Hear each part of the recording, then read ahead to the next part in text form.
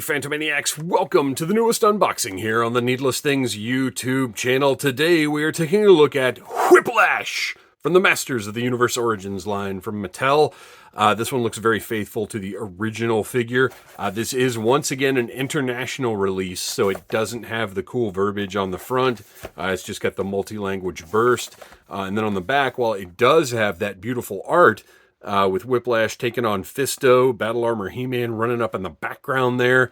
All you have is this multilingual burst, no caption.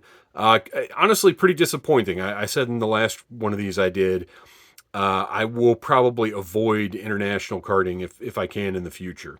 You've got a couple of panels of his features. You've got your cross-sell over here. Gorgeous packaging. I'm such a fan of this stuff. The little hologram up here at the top. You've got the gloss on the logo that I don't know if you guys can really see it or not, but whatever the case, this is just classy looking packaging. I love it. And if you do come across any of these that you want to sort of keep mint on card or have some sort of sentimental value to you or whatever, these are the same dimensions as the original Masters of the Universe cards. So you can, if you've got protectors for those, then you can use the same ones. You've got your line art showing the ways, because these figures are all modular, so each one comes with this illustration showing you which parts can be removed and swapped out with other figures. This is the international version, which is not as visually appealing as the regular domestic version. And then we've got a new mini comic here featuring Digitino from Sunman. No words. Well, I guess you've got sound effect words there, but no word bubbles in the comic because it is international. Again, pretty disappointing. Let's get Whiplash out of here. Nice bulky figure. Last couple I've done have felt like, even though they were regular releases in the original line, they do feel like just a little fancier in this line, because there's, a little extra to... Mantena was the one I just reviewed. I'm not sure when it's going to go up on the channel. I would imagine I put it up before this one. But, some of these releases, I guess because we're so used to action figure lines that have no special features, it does seem pretty special now to get something that has kind of stuff like this. All right. Now, I do not know for sure if... I don't think he's going to have his Whiplash action, because I believe he separates at the waist. Yeah, he separates at the waist like all of the Origins figures. So no Whiplash action there, but I'm okay with that. Mattel has, they have to make decisions about which of these figures are going to be deluxe, which ones are going to be regular releases, how they can work them into the line and when. It is kind of an interesting job that they have. So he's beautiful shades of green.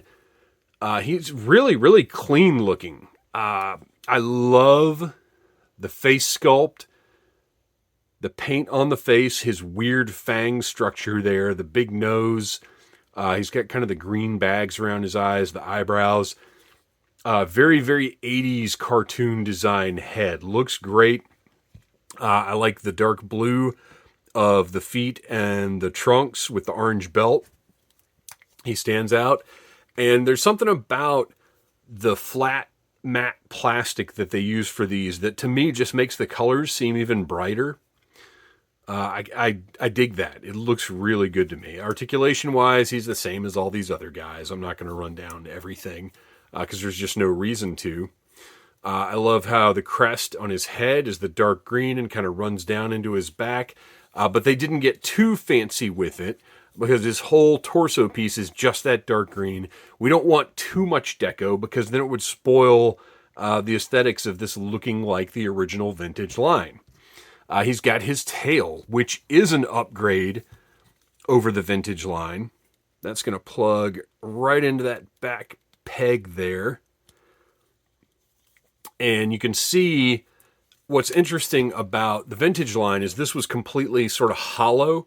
Like it wasn't I'm trying to think of something. Well, if you watch the Rattler review, which I believe I have put up, Rattler's tail is just a flap, basically, like a curved flap.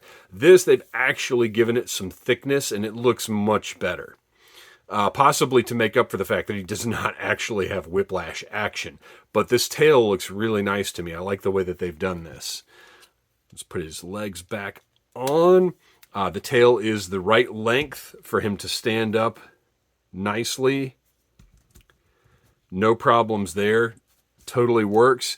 And you can see you've got really cool design. I love the way that they've done him.